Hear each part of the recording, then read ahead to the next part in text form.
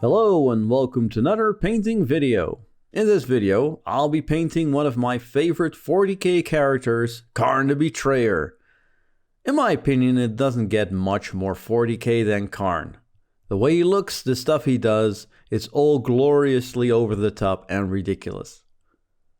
As you can see, I did some modifying as I didn't like the original pose he had.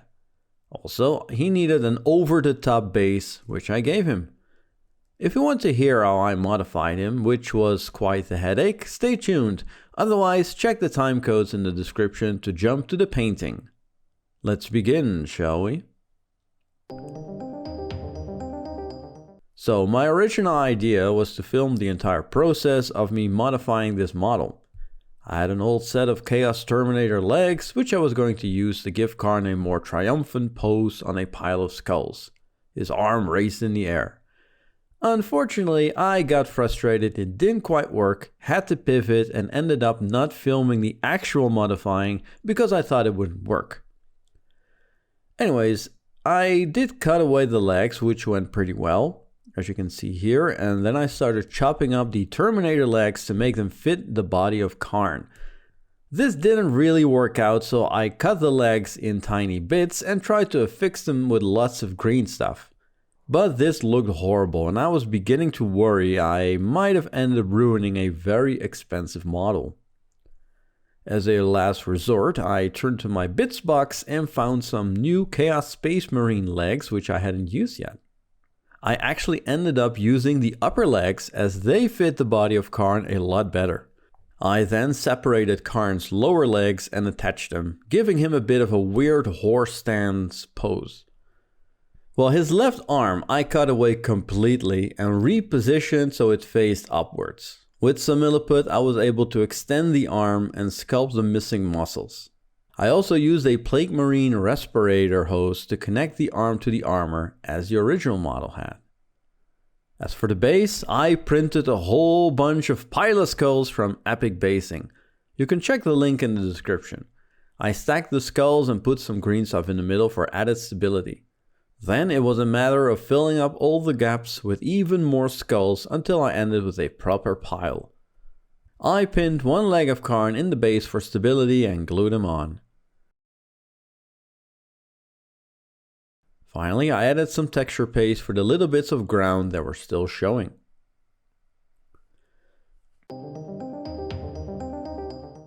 Alright, let's get to painting. After priming the model with Vallejo Black Primer, I spray a Zenithal of White Primer. This really makes the details pop.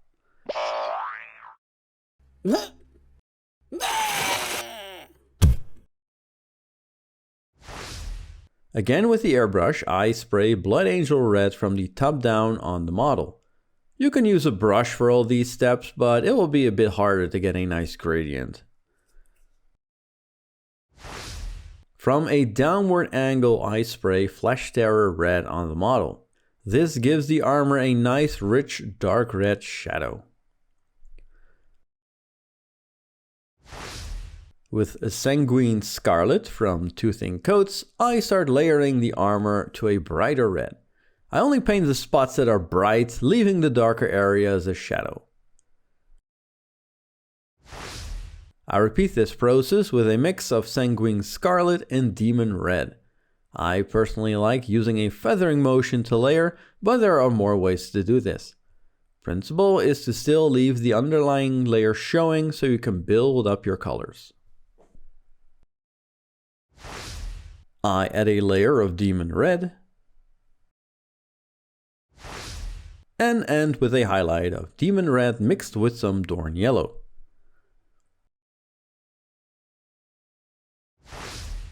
I add a watered down Berserker Bloodshade over the armor to bring the layers closer together. Okay, because the entire model is now very red, the armor isn't really popping, but this is just the start. Kharn has a whole bunch of details, so let's have a look at all the brass trimmings and metal. I'm doing the brass and metal like all my other World Eaters, so here goes.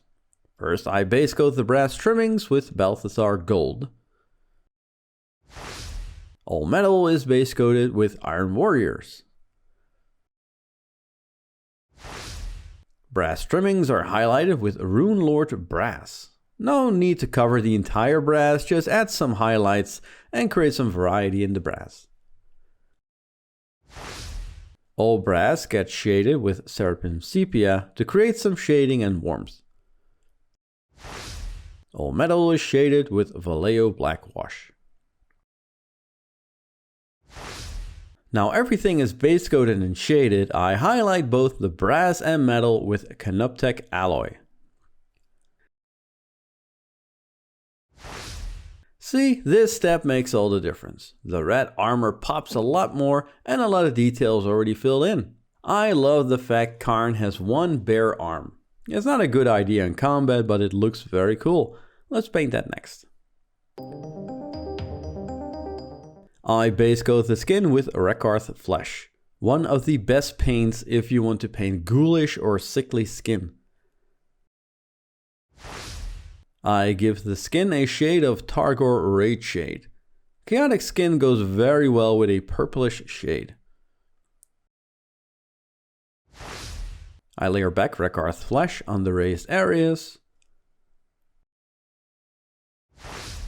And I highlight the skin with a mix of Rakarth Flesh and Pallid Wych Flesh. And I end with a highlight of pure Pallid Wych Flesh.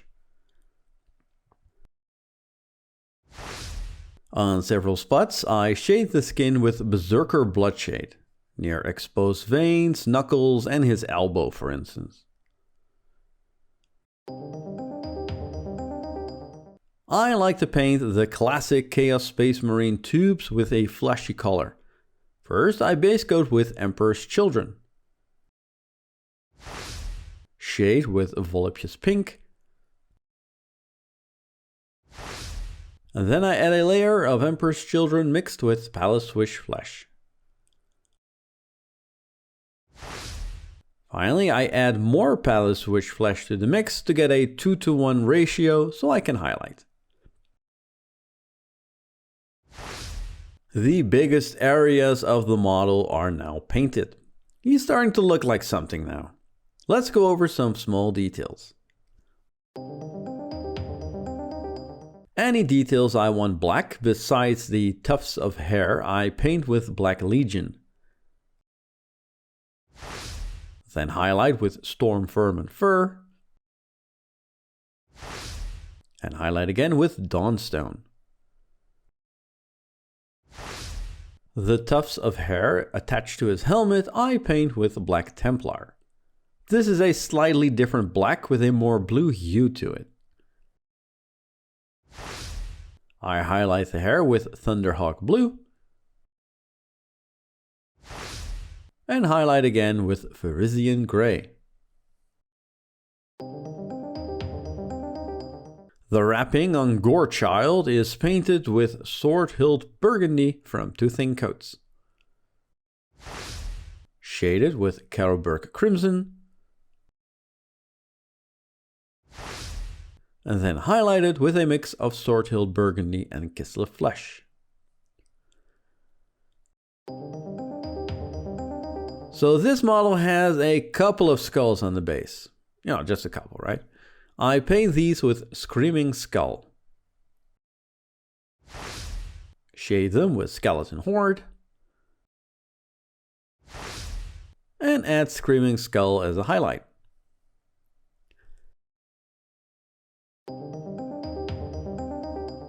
I paint White Scar on both the eye lenses and the plasma coils.